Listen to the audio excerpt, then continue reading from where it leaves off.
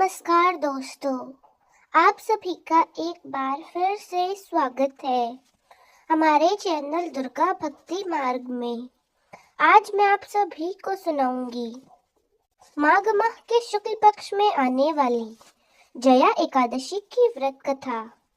इस साल जया एकादशी का व्रत 29 जनवरी को किया जाएगा। इस एकादशी का वर्णन पद्म पुराण में भी किया गया है।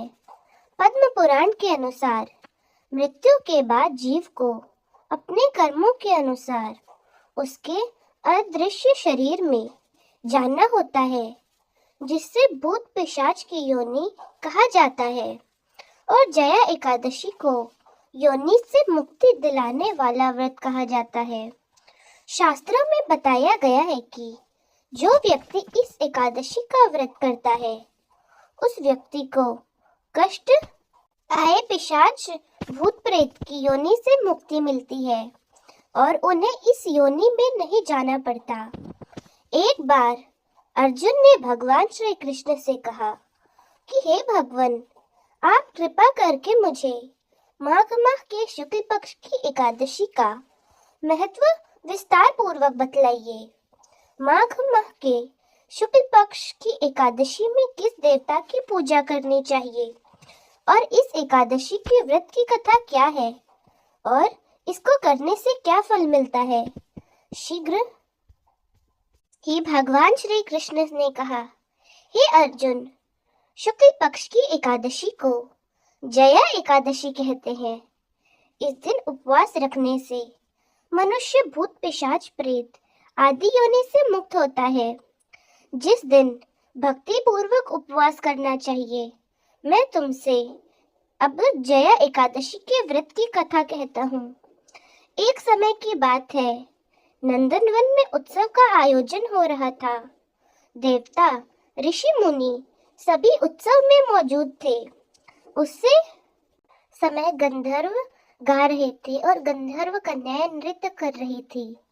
इन्हीं गंधर्व में से एक माल्यवान नाम का गंधर्व था, जिसकी जितनी सुरीली आवाज थी उतना ही वह रूपवान था। गंधर्व कन्याओं में एक पुष्पावती नाम की नृत्यांगना भी थी। पुष्पावती नाम की गंधर्व कन्या ने माल्यवान नाम के गंधर्व को जब देखा तो वह देखती ही रह गई और वह उस पर आसक्त हो गई और अपने हाव भाव से जानने का प्रयास करने लगी। माल्यवान भी उस पर आसक्त होकर अपने गायन का सुर ताल भूल गया। इससे संगीत की लय टूट गई और संगीत का सारा आनंद ही बिगड़ गया। उस सभा में उपस्थित देवों को यह अच्छा नहीं लगा।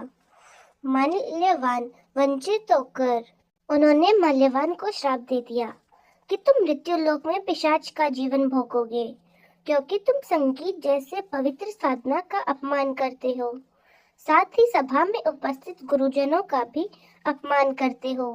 इंद्र भगवान का श्राप पाकर वे दोनों पृथ्वी पर हिमालय पर्वत के जंगल में पिशाच का जीवन व्यतीत करने लगे। एक बार माघ माह के शुक्ल पक्ष की एकादशी जया एकादशी के दिन संयोगवश दोनों ने कुछ नहीं खाया, ना ही कुछ पिया, ना ही कोई पाप कर्म किया। उस दिन मात्र फल फूल खाकर ही उन्होंने पूरा जीवन व्यतीत किया। भूख से व्याकुल और ठंड के कारण उस दिन वे बड़े ही दुखी थे और दुख के साथ पीपल के वृक्ष के नीचे बैठकर एक दूसरे से सटके बड़ी कठिन पूर्वक अपनी रात काटने लगे। पूरी रात उन्होंने अपने द्वारा किए गए पापों के बारे में सोचकर पश्चाताप किया और भविष्य में इस तरह की भूल ना हो यह भी निश्चय किया। सुबह होते ही दोनों मृत्यु को प्राप्त हो गए।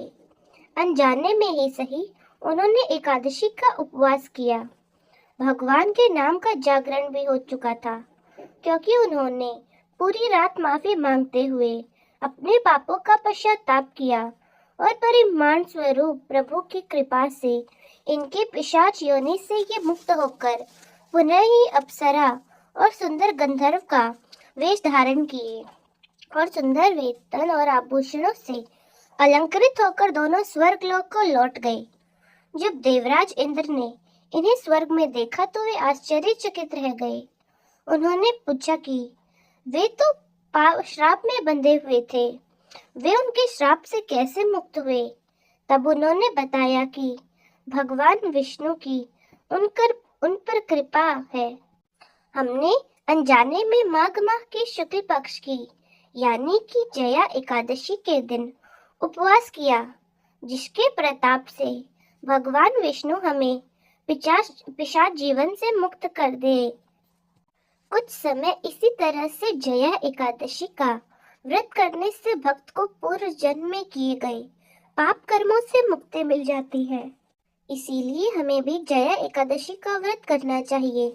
तो दोस्तों, कैसी लगी आपको हमारी आज की यह व्रत कथा? कमेंट्स में जरूर बताएं। धन्यवाद।